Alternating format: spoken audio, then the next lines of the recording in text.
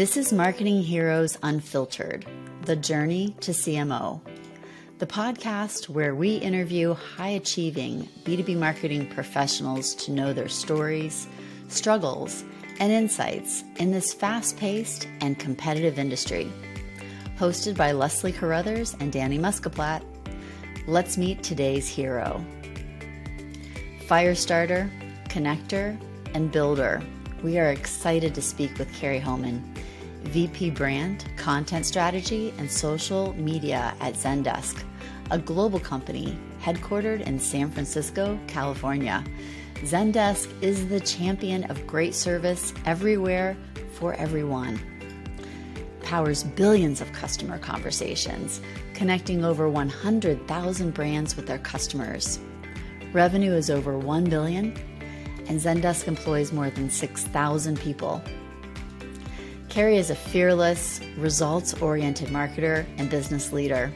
She has led digital, content, and social organizations across many major brands, including HP, Travel and Leisure, T-Mobile, and Intuit. She is now driving brand awareness and thought leadership, content marketing, and social media at Zendesk.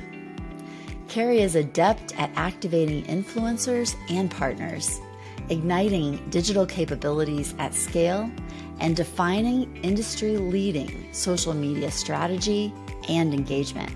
Yeah, so, this is a podcast about heroes, which is why you're here, Kari. And thank you so much for joining us today. We couldn't be happier to have you here. Thank you so much, Leslie and Danny. I'm honored to be here and humbled. So thank you for including me in this experience. So before we dive in, would you tell us, how do you start your days? Such a great question. I start my day with coffee at the very beginning, but what I try to do is I wake up and I really start my day with kind of some good intentions. So I really think about what are the top 3 things that I need to focus on. And that is before I get out of bed, before I go make some coffee.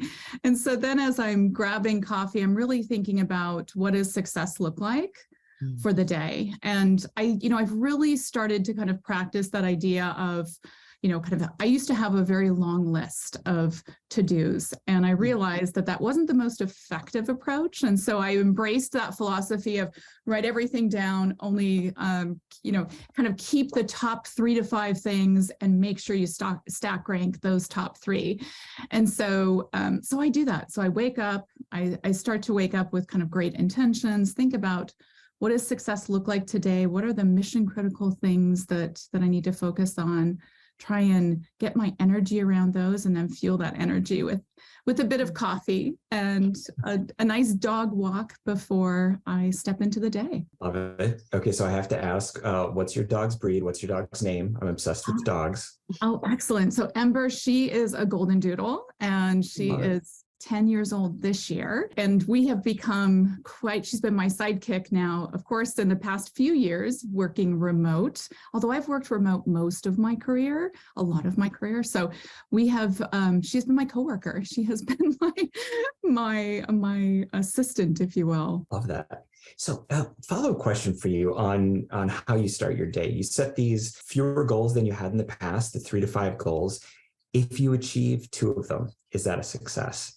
Yeah, it's interesting because that kind of brings me towards the end of the day. So I do try and do this kind of setting my intentions and then reflecting at the end of the day. It depends. Some of these goals often are kind of big, hairy, audacious goals. And so, or there could be elements that become a lot more complex than I expected. So I try to also give myself grace and making sure that we're kind of moving the ball forward on the most critical things. And so if it's 2 or 4 of those elements, that feels like a good day. And I always also I'm really introspective on what could I have done better, towards the end of the day, thinking about, conversations, meetings, how I showed up, making sure that I'm really intentional and trying to be kind of my best guide for myself. Also, in many cases, that ends up being my best and worst critic. So that is, I think, just the flip side of that. That is just it's kind of the natural flip side. I'm sure everyone listening can relate. Thank you for saying it out loud. Yeah. Of course. Yeah. Great. So one of the things that oh, go ahead, Leslie. Were you going to say something? Nope. I was going to let you do the hero's journey one, and then I'll move on to the problems. Perfect. So because this is a heroes podcast, we like to talk about the origin story. And for anybody who's ever seen a Marvel movie, of which there are about 600, every hero has their beginning. So would you share with us and our listeners a little bit of your origin story? Absolutely. And coincidentally enough, Danny, it actually began at Thomson Reuters. So out of college, I joined Thomson. I joined the second largest newspaper in Los Angeles, and I was the national advertising manager. So I was selling national advertising to leading brands and agencies, and it was a pretty bold move from selling advertising in my college newspaper. So that was my first step into, more traditional marketing. And as part of that, so this was right at a time too where digital marketing was emerging, and our newspaper group was asked to be the content provider for Digital City LA, which, dating myself a bit, this was an AOL initiative, and they were building out these digital cities across, multiple different locations. So we were the content provider for Digital City LA, and this was my project. And that really inspired my love for digital. And once I started on this project, I knew that was the path that I wanted to be on. So I wanted to kind of round out my skills a bit and went back to school, got my MBA at Anderson in high-tech marketing at the time. And that was an incredible experience for me, because what I found there was I really found my tribe. I found my tribe of really bold, aspirational people and women, and really had an opportunity to not only learn a lot, but really stretch and grow personally. From there, I took an internship at HP, and that really kicked off, I would say, kind of my journey into digital marketing. It started with e-commerce, kind of well before Amazon. And from there, I, was kind of ushering in and really driving digital marketing at scale. Connecting content to customers through technology at scale is kind of my story. And I was able to do that at HP, starting in e-commerce, moving into email marketing, web marketing. And I had been working on a number of different global properties and platforms. I had little kids by this time and was eager to get back to a single time zone. So I started working back on USHP.com, and I realized there was a huge opportunity in social media. And our company had already realized this, to the fact that we had thousands of social media profiles in the marketplace. We didn't have a real kind of orchestrated and defined strategy for social. And so kind of raised my hand along with a few other great colleagues and began to build out the social media strategy for HP at a global level. So that was, herding a lot of cats at the beginning, trying to align all of these properties into kind of an integrated strategy, but working with the social media platforms from the start. Launched the first LinkedIn company page, was a really fun experience. And so, identified opportunities to really expand through social, and that then kind of led me to a number of different great brands. From there, I moved to Wyndham, now Travel and Leisure, to lead up their social media strategy. And that was across the Wyndham properties, so across the resort property, hotel properties, and their exchange group, to build out a center of excellence. And I was there for a few years, was recruited by T-Mobile to come in as the director of social. And that was a wildly engaging. You've got some good stories there. Oh my gosh. It was, I often say— Can we have you back for a second podcast for that? Absolutely. You often say— I often say that I think that was some of the most exciting, sexiest work I've ever done, because they're just a fabulous brand, and everything that they do is big and bold, and it's never big enough and it's never bold enough. And so it just piqued, every element of curiosity and passion in me. And it was phenomenal. It was a great experience. And then I had an opportunity, I probably would have stayed at T-Mobile indefinitely. Sadly, I had some personal losses. My mom passed away really suddenly. My My husband got really sick, and I had an opportunity, though, to come back to Boise and to lead marketing for a few smaller companies. So I did that for a few years and realized that probably just kind of the energy verve, the way I approach work was likely better served in a larger corporate environment. Moved back to Intuit, where I led content marketing for them. And I was kind of missing leading social media, because I'd been leading social media since 2012 at that point. And so, and even before that, 2009, actually. So I'd been leading social media since 2009. So I moved to Zendesk most recently and had an opportunity to lead both content marketing, social media, and I just took on the brand marketing role as well. Oh, wow. So it's been fantastic. It's just been an amazing journey. But Danny, it started at Thompson. At TR. I love it. The common thread.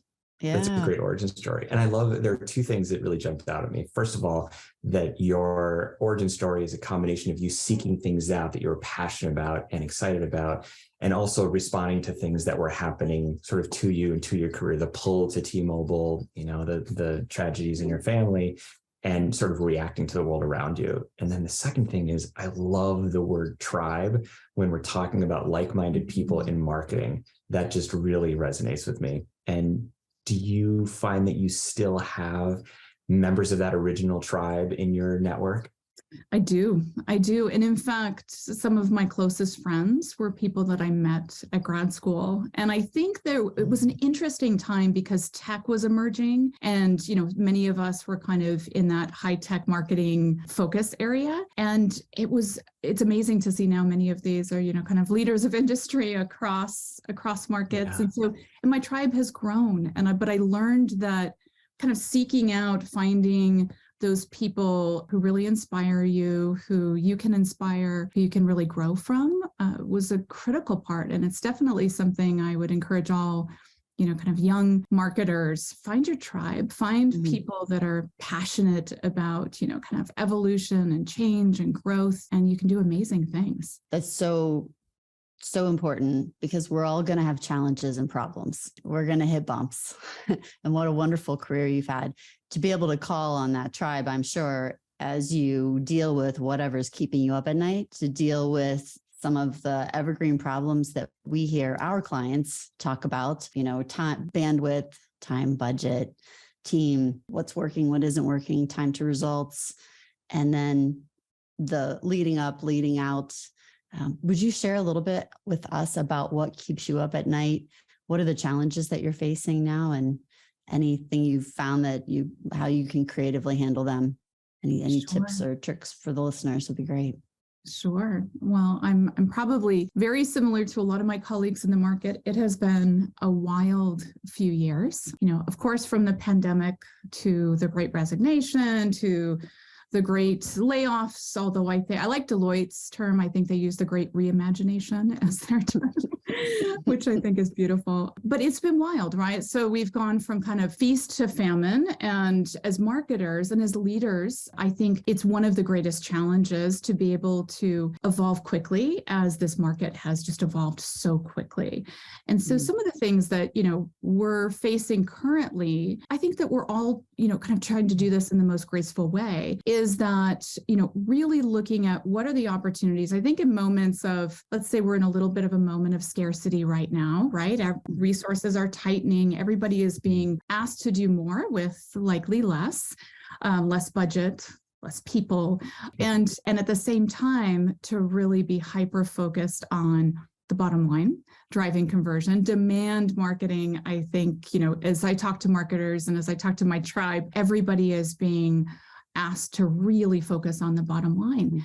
And I think it's a really great opportunity to break down some previous barriers, because I think when you're in this moment of feast, there is an opportunity for people to operate very siloed. But what's really happening right now is it's forcing us to remove those barriers, to remove the silos, to work across both not only marketing organizations or silos within marketing, but across the organization as a whole. One thing I see happening, which I think has been really fascinating and hopefully something we hold on to when we head back into kind of that that feast mode is a tight integration and a tighter integration with sales and marketing. Because I think one of the areas is that, as we have looked at the, metrics and looking at, what are we responsible for, whether it's pipeline, moving that all the way, through conversion to sales and revenue.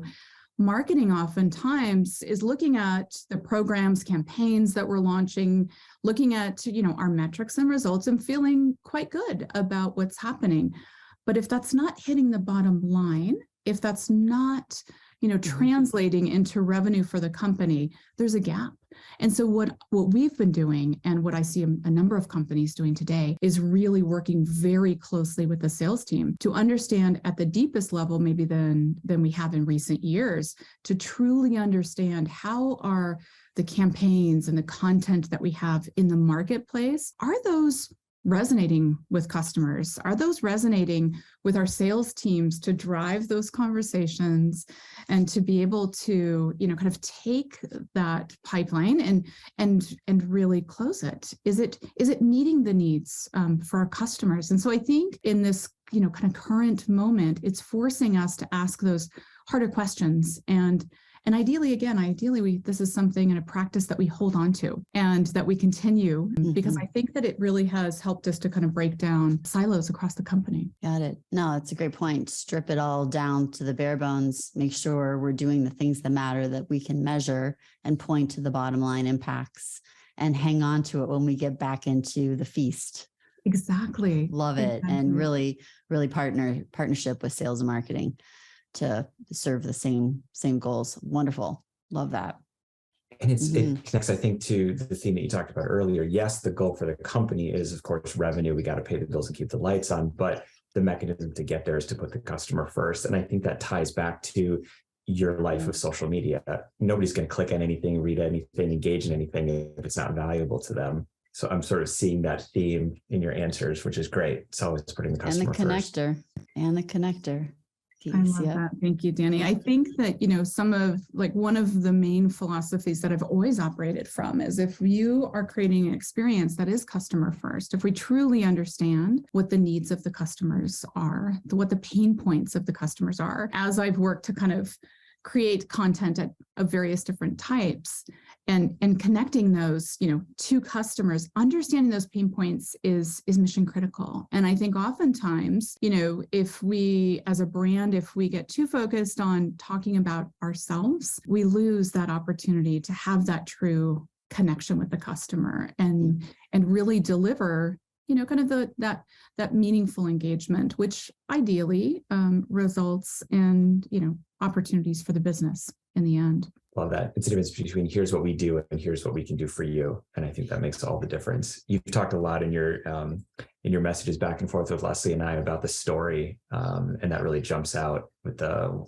how can we put the customer value statement above the list of specifications and features of the things that we sell and provide. I'm excited that I feel like there is, kind of general consensus around this age of storytelling. And this is really the year of customer marketing as well. I mean, I think that's been a really big theme, where it's one thing for us to tell our own story. It's amazing to hear our stories being told through our customers. So how do we embrace storytelling in a way that, that is very customer-centric, again, kind of taps into those main pain points for them, meets their needs, and also, of course, gives them aspirations for things that they may not be thinking about, things that may not be in kind of their direct view.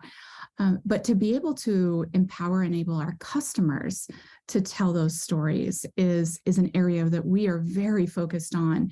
And I think that I'm hearing this kind of across the board with a lot of my colleagues, really leaning in and leveraging the power of customer storytelling and the power of customer marketing, because it has a really important role at every stage of the funnel, right?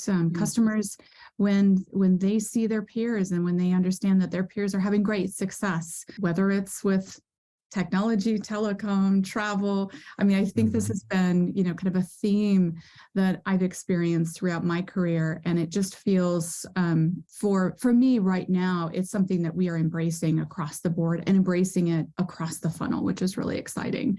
Well, one thing that we've talked about a little bit just in our exchanges is, in this age right now of, very demand focused. Everybody is trying to meet their numbers, and we're trying to kind of grow our future resource base. I'm very conscious of making sure that we still hold on to the future funnel, as I call it. So it's really important for us to be able to leverage storytelling, brand building, investing in, rich content, both at a brand, social content marketing level, all the way through to middle and bottom of funnel, but ensuring that we are maintaining that top of funnel visibility and those top of funnel activities, because we will make it through this, kind of moment in time right now. And we want to make sure that we are continuing, let me try that again. We want to make sure we're continuing to fuel the future funnel, right? So that we, that we have customers that are a continuous flow, that are coming in and prospect. Yeah. And has that been a difficult story for you to tell? I mean, you're so articulate when you talk to us, but as you talk to your C-suite or your leadership to say, we're investing now, but we're not going to see an immediate return on these dollars. This is an investment. We're placing our bets on what happens 6 months down the road, 9 months down the road, maybe even next year. Is that a hard message to land when you don't really have the data to show that, I'll gladly pay you Tuesday for a hamburger today? Right. It's interesting. I feel like this has been probably one of the greatest hills I've had to climb throughout my entire career, especially through the launch of social media. I lived through those days where everybody was asking, what is the value and what is the return? And so I think as we think about all of, kind of more of top of funnel channels, whether it's, brand advertising, content marketing at the top of the funnel, social media, we're still facing that. And I would say that right now, that question is being asked, right? The question's being asked as we're looking at the opportunity for brand building and content marketing, top of funnel content marketing, social media. The investments in those areas have been reduced in recent months, but the conversations are still very active.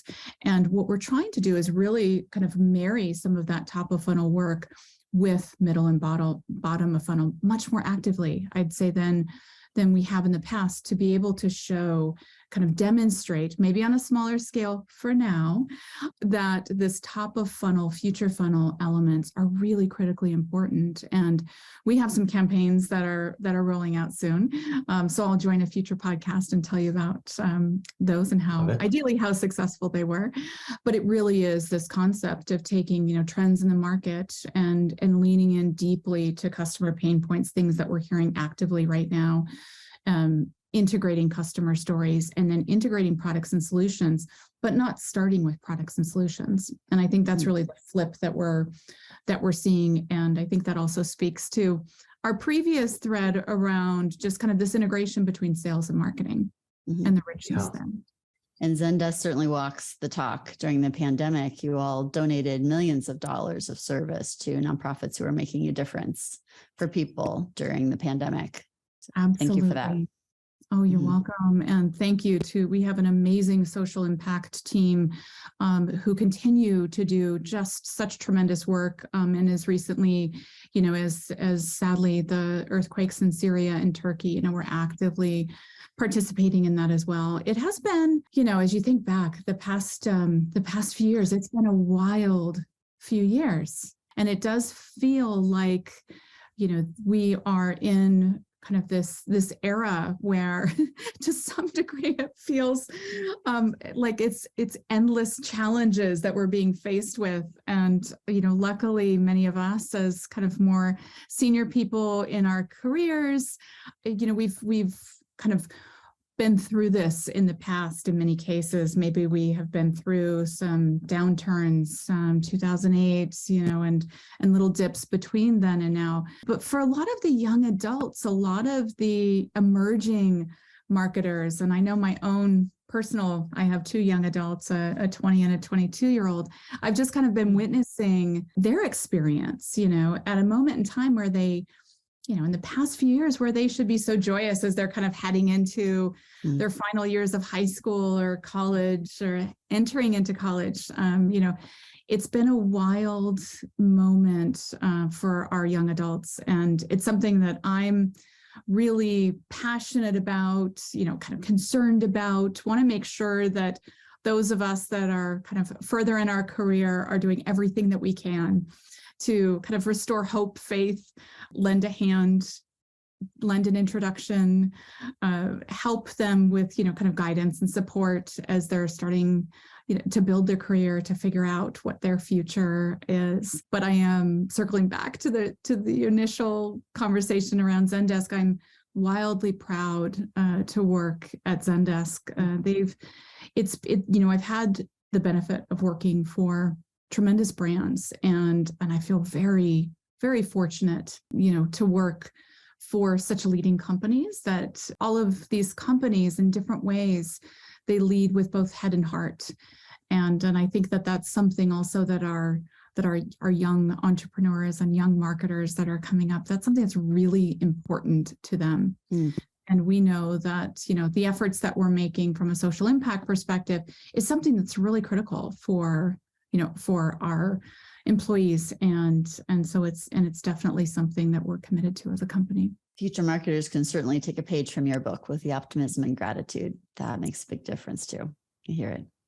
Thank you. Thank you. I feel like, I am an optimist by nature. I always have been. And not to say that I haven't had my own wild series of adversity and things that have happened, but I have found that kind of optimism has kept me focused and centered. And as I combine it with a bit of verve, or that verve combined with, kind of some deep curiosity, it has really fueled my career in a lot of ways that, as you mentioned earlier, that were unexpected. And I think, it's interesting as I think about my career in general, and I think about those opportunities that, were a job that I applied for. Some of the roles that I've had were not actually roles. They were just kind of opportunities that I witnessed and that I found and I exposed in a company, presented an opportunity, and it became, a great career move that I didn't even realize I was making at the time. Well, at Hewlett-Packard, you started as an intern, right? Am I remembering correctly here? Then you moved into a part-time position and then full-time. So I see. Yeah, making the best of opportunities and what's in front of you. It's interesting. When my first son was born, I was heading out on maternity leave, and I was working in e-commerce at the time for HP.com. And I told my manager, who I adored, I said, "Hey, I'll do anything." I loved working with him. I said, "I'll do anything, but the one thing that I really don't want to do is content management. So, I'll see you in a few months," and be excited to see. We were going through some layoffs at the time, so I knew things were going to change. So fast forward, I came back to a great title of, I think it was like strategic editorial manager. It was a content management job. Because it was, of course it was. Of course it was. And what I realized at that moment too is, there's the elements of what you need as an individual. There's also mapping that to what the business needs, right? And so I was pretty naive and early in my career, and as I was heading out, saying what I didn't want to do, but as I came back, this content management or strategic editorial role became a role that gave me exposure to all of the email newsletters that we were producing for the commercial side of HP, and there were hundreds of them. And it gave me an opportunity to kind of examine the content and the customers and the data. And what I realized is that we were sending a lot of the same messages to a lot of the same customers through multiple newsletters. And this was before dynamic email newsletters were something that you could buy off the shelf that we have now. We have this software. It's phenomenal. But before we had that, I saw this opportunity, and I went to our managers, and I went to our executives, and I said, hey, we have an opportunity to kind of build more of a preference engine and really protect customers' attention. And so, I was leaning into going back to this kind of customer-centric approach of the importance of protecting customers' attention. And it was a hard sell, because there was a lot of people whose roles were producing hundreds of different email newsletters. And so there was a fear element of people, what would their jobs look like and what would that be? And we assured them that really their job was to still produce amazing content, but we were going to do it in a way that was very customer-centric and protect consumers' attention. And that evolved over time to a global newsletter called HP Technology at Work. It was this award-winning newsletter. So, kind of the message here is that I learned, for myself, is don't underestimate the opportunities. And, this role that I thought I didn't want ended up being something that I kind of gave birth as both the product manager of this tool and then the editor-in-chief of this newsletter, this global newsletter for the commercial division for many years, to the fact that I've really, it was I didn't want to leave it because it was my baby that I had really kind of given birth to. And in addition to the humans that were being born in parallel. So yeah, I guess the message there is just really, kind of leaning into that curiosity, but making sure, looking at the opportunities, from a customer's lens, but for the business. This is such a timely answer. And I'm rethinking some feedback that I gave somebody yesterday as a mentor. Somebody had called me and was asking a very similar question. I don't love my role right now. What other roles are there that are out there that I should be seeking? And my advice was along the lines of, what do you enjoy doing and what aligns with your skill set? And hearing you talk, I'm sort of reimagining my answer. And I think I'm going to call her back, because it's less about what do you enjoy doing and more about what problem can you solve for the company, for the customer, where can you use your skill set to fix a thing or solve a thing. And so I'm just I'm rewinding back 24 hours thinking, I think I'm going to go back and have a different conversation. So thank you for that. Oh, you're welcome. Yeah. You're welcome. You've talked a lot about customer pain points, organizational pain points. We wanted to talk to you about some of your pain points. What, either in your recent work history, or feel free to dig into the archives. What's the big gnarly problem that you were faced with? You had to solve something maybe you didn't quite have a clear path to the solution, but you had to figure it out. Was that clear, Kari? I know he was a little choppy. Yeah. I think what was the gnarly problem to figure out? Yeah. Okay. Yeah. It's interesting. I find myself wrapped in these big, hairy, ambiguous spaces. And I think I kind of accidentally, through curiosity, end up in these situations. The one example I just gave you was the email newsletter, which just, was kind of this curiosity, and it ended up being a pretty complex project. There's been a number of different examples that kind of follow a similar trend, but in a similar fashion as we looked at social media, right? There was a lot of different people who are really, really passionate about launching their own social media profiles. And so one of the, I think the email newsletter project and success maybe fueled my confidence that, hey, I can tackle some of these other big complex projects. And so at HP, I also took these at HP, I took hundreds of, it probably could have been thousands, but let me back up, sorry.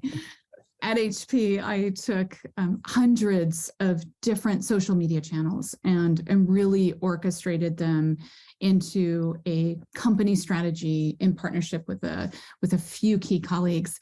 And that was something that was really complicated because it was global in nature. It involved a lot of people's individual roles. And so I think at HP, because the company was so large and there was so many kind of independent silos that were happening in parallel, being able to orchestrate something at that level was pretty powerful. So I gained a lot of confidence both through the email, through kind of taking on social media, again, not alone, with a few amazing colleagues, and really harnessing that into an integrated company strategy. But that has been kind of a path that I've taken throughout all of my roles. I followed a similar path at Travel and Leisure as we were, I worked for the resort group. I didn't work for the hotel group or the exchange group, but saw an opportunity to really, truly have this kind of center of excellence across these three divisions that were all part of Wyndham at the time, now Travel and Leisure, and brought a lot of clarity and a lot of, strategy as well as just efficiency.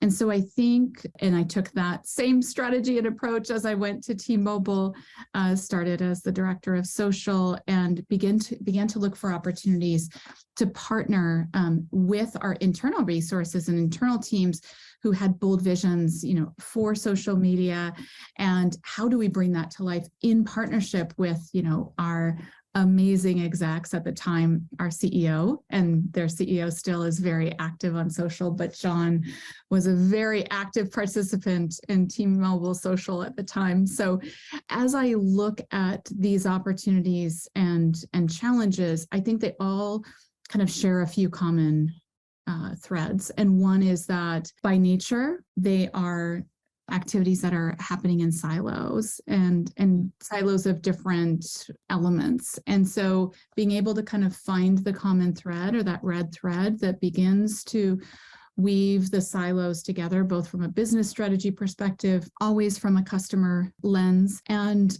the other element that we haven't talked too much about is leveraging data. So really ensuring that we're taking kind of a data backed approach. So data is driving, and I think data helps, stepping in to kind of test and pilot opportunities to show a proof of concept. This is a concept that Intuit embraces for everything that they do. And when we were evolving the QuickBooks, the Intuit QuickBooks blog, we took a test and learn approach. We had a number of different hypotheses around what we thought the experience should be. And that also involved integrating a number of different experiences that we had into a much more centered view for the customer. But what we did is we tested it. We tested it with a percentage of the population. We used data. We took time, which was helpful to make sure that we were making, a very kind of measured approach as we were evolving a very significant portion of the customer experience. And so I would say, take the time to use data, to test and learn, and really be very collaborative. One thing that I have found is, how do you, we spoke earlier about building a tribe. How do you, I find my tribe, I think, kind of wherever I go. And my tribe are people that, really believe in, how do we leverage our talent, our experience, our curiosity, our skills, and how do we band together to do something great? And so that has been the case, kind of in all of those projects I just mentioned, and really identifying a cross-functional group across an organization that if you have a vision, if you have a bold vision, how can you find your tribe within your organization and bring in the right members, bring in the sales team, bring in data and analytics, the go-to-market teams, so that you can really understand. We have insight, but each team brings a different point of view. So how do you ensure you bring in the right people so that anything that you're, kind of trying to evolve or bring to life is really truly that 360 view for the customer and for the business? And how do you ground it in business outcomes? So I think those are some of the, key ingredients that I've learned as I've gone through these big, hairy, audacious, these BHAG type of projects that tend to live in a lot of ambiguity. And I've learned not to be, kind of afraid of ambiguity, and really embrace it, embracing ambiguity so that you can really push through to understand, is this worth the effort that you believe it is? Testing it and then bringing it to life. I hear the evolve quickly that you mentioned earlier too. Yeah. It's a big part of it. Wonderful. I wrote down just the tag cloud here, the word cloud: curiosity, data, connector, collaborator, optimism, customer first, future funnel, red thread, bold vision, Yeah, love all this. This is fantastic. It's going to be such a great episode. Yeah. So we've hit quite a few of the and jumped around a little bit in the order, which is totally fantastic. I apologize. No, it's great. no. Very organic. Yeah, I love it. What do you want to say next, Danny? A couple of things that I want to hit on are I definitely want to hear the advice for the next generation, because you already hit on that earlier and how important it is to, be empathetic and think about them, especially during these changing times. And then I guess two other things we could do. One is just a question that you have for, listeners or other marketers that maybe you would love feedback on, how other people have solved it. And crowdsource it. Yeah. And crowdsource it. And then we just have a whole bunch of rapid fire questions that we could just ask. Goofy things like the last book you read, favorite drink, all that kind of stuff. Do those seem like a good next three to bring us home? That sounds great. Leslie, do you want to kick one off? Sure. So let's stick with the problems, and then we'll move on to the advice. So is there something you've mentioned a lot of the big, gnarly, hairy, audacious goals, that the big ambiguous projects that you've taken on, and how to bring the right team talent, approach, headset, mental mindset, all of it to it. Is there anything that you would like support on that we could crowdsource, that we could bring to the listeners and see what ideas, solutions they have for you? Oh, I love that. Thank you. I think, and this isn't necessarily a new question or problem, but I do feel like it's hitting a pivotal moment. And that is to gate or not to gate content. So this is something I'm very passionate about it. I am a no-gator. So I believe that we should very strategically, I should clarify that. I believe that we should very strategically gate content. We've kind of created this mode of a false MQL by gating content too early. Mm-hmm. And as a result of that, we have then created this experience that's probably less than ideal for a customer who was really interested in just reading this content a bit deeper and wasn't necessarily ready for a salesperson or an email flow to hit them so dramatically. So as we think about this question, I would love to get your listeners' views on to gate or not to gate content, and when do they believe it's really most important to gate content? We are at Zendesk, we're moving away from, we had and we still do have a lot of kind of early gated content. Sure. We're evolving that, and we're really looking at, instead of MQLs as our core metric, and that really has been kind of the reason why I think, as B2B marketers, I think that's why we've done this for so long, is how do we measure, this opportunity? How do we begin to kind of quantify the value of the work? We're moving from MQLs to really using engagement as the primary metric. And so in order for engagement to be that primary metric, we need to ensure that they can engage with the content. So you will see us moving to deeper gates, later gates, hopefully moving away from gates more entirely. I still believe that there's certain content that is valuable to gate, but this is the question, to gate or not to gate. I would love to hear your listeners' view on that.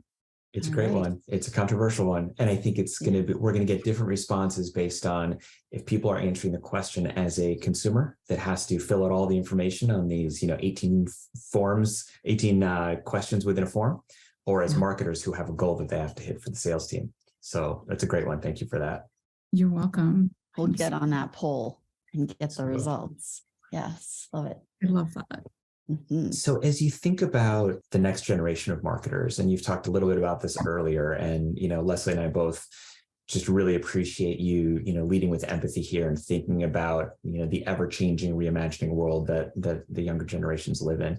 What advice do you have for younger marketers, either early in their career or people who have ambitious targets to become the VPs and eventually the CMOs of the world? I love it. I have a lot of, I would say, just kind of key nuggets that I would encourage them to embrace. One is take big risks, right? Be willing to step in to those kind of ambiguous spaces, and you may not know all of the information, but be willing to take big risks, because I think with big risks also comes great reward. And I am a big believer in kind of stretching, and my team hears this quite a bit. I always kind of do my introductions to my team, letting them know that they're going to feel a bit stretched. They're going to feel a bit like they're kind of in the splits. And that is in that kind of splits position, you're stretching, you're growing. But as they are, kind of growing in whether it's that project or program and standing really tall, that's where the great growth comes. So taking big risks, feeling comfortable in this stretch is definitely advice that I share with my teams and that I would share with all emerging marketers. I would also encourage, as we talked about, to ensure that you're putting the customer first. If we're designing for the customer, and we will know that we're delivering a great experience. And so there's, of course, the business outcomes that have to be part of that experience and that element. What are you trying to achieve? So get really clear with what are the business outcomes. Use data to make those arguments and to drive kind of big, ambitious goals that you have, but making sure that the customer's view is always first. And then ultimately, I'd say, as we've talked about a bit today, just kind of collaborating, finding your tribe and really identifying those people who share, kind of a similar type of verve and passion for the work that you're doing. Maybe the last point I would say is, kind of embrace what I call work-life integration. So work-life balance has never made sense to me. Anybody that's worked with me knows this, but I feel lucky because I've always loved my work. And so I spend a lot of time at it, but it's because I really enjoy it. So I do think about it as work-life integration. And so, allowing yourself to go deep and to spend the time that's needed to, kind of bring those big moments to life. And then at the same time, allowing yourself those moments to take a break. Don't miss your kids' performances. Those are priceless moments. But work-life integration, I think, can bring you great satisfaction. And I had a recent mom who we were just chatting, and she was just giving birth to her first child. And she said, gosh, I'm a little bit nervous. I don't know if I really can do it all. Can I do it all well? Can I do? And I was reassuring her that, yes, you absolutely can. Like, you can have such a powerful career and a beautiful life. It's just figuring out, kind of what that integration and what that kind of balance means to you and being true to that. I'm just seeing the sign over your left shoulder. Live a great life. Yes, live a great story. Live a great story. There you go. Live a great story. Yeah, those are definitely words to live by. Integration, work-life integration. Yeah. That's great. Do you want to do some rapid fire questions? Sure. All right. Leslie, I've got the list up in front of me. Do you have them in front of you as well? Yes. All right, you start. If your career is a movie, who plays you? This is interesting. This is hard only because I have such a doppelganger. I don't know if you guys can tell who it is, but Tina Fey. I was going to say Julia Roberts. Oh, Julia Roberts. Thank you. Tina Fey is who I get all the time. So I think I just wish, I don't have her humor, but. She would do a great job. I can see that for sure. Okay. What's your favorite productivity hack? Oh, that is a great question. Sorry, rapid fire. I'm not going very rapidly. Sorry. I am a list. I am an old school writing a list person. So it literally is kind of a list that sits beside my bed, a notebook that I use in the morning and I use at night. Love it. Great. Here's a tough one. What is your favorite social media channel? LinkedIn. Isn't that strange? LinkedIn is my favorite social media channel. Maybe, possibly it was born in the, kind of deep work that I did early in my career, but I just find it's such a great opportunity to connect with like-minded people, to connect with my tribe, and to also help. There's nothing I love more than connecting great people, and LinkedIn is a great way to do that. So I'd say LinkedIn. That's awesome. What's the last book you read? Right now I'm reading Thomas Wolfe's Homeward Angel. Look Homeward, Angel. Oh yeah. It's a beast of a book. And I saw the Netflix movie, The Genius, and Jude Law played Thomas. And so it inspired me. So it's going to take me a little bit to get through this one. It's a good one, but That's a good one. Not for the faint of heart. Is there something that you've dreamed of doing for a long time but haven't yet? I have always wanted, so if I start early in my career, my dream was to be more of a photojournalist. And so working for National Geographic was always the big dream. I started on the writing side. So content has always been kind of part of who I am. So I think now the way that that's evolved is still having some sort of photojournalism element, but launching a blog, and that is rooted in travel and experience. But the foundational element would be giving back. So, kind of a humanitarian bend to it. So I'm kind of hoping that's what my, let's say, third act might look like. Oh, cool. It turns into a group of business. Sign me up. I will. Love that. If you could wake up tomorrow having gained one quality or ability, what would it be? Oh, I would love to play the piano. Yeah, you play anything? I don't play an instrument. Okay. I don't, but we have a piano and my kids play a lot of different instruments. And so I'd love to be able to play music, but the piano would be the place I'd start. What's the best compliment you've ever gotten? Besides that you look like Tina Fey. That I inspired people on their journey. That I was a mentor and a guide for them. That's awesome. Wonderful. Describe yourself in 5 words. Active, ambitious, optimistic, quirky, fifth one, creative. Well, should we wrap it there and give you a couple of minutes before the next thing? Did you guys get everything you needed? Yeah, this was absolutely wonderful. We knew from the start you were going to be phenomenal, and you delivered. Thank you. Well, thank you guys so much. This is really fun. Thank you for staying tuned. If you're enjoying these conversations, we would so appreciate if you would subscribe and give us a 5-star rating. It helps us to increase the podcast's reach. Thank you. See you next week with more inspiring stories. This episode of Marketing Heroes is brought to you by The Search Guru, produced by Circle Audio, and podcast cover art by Andra Lazord.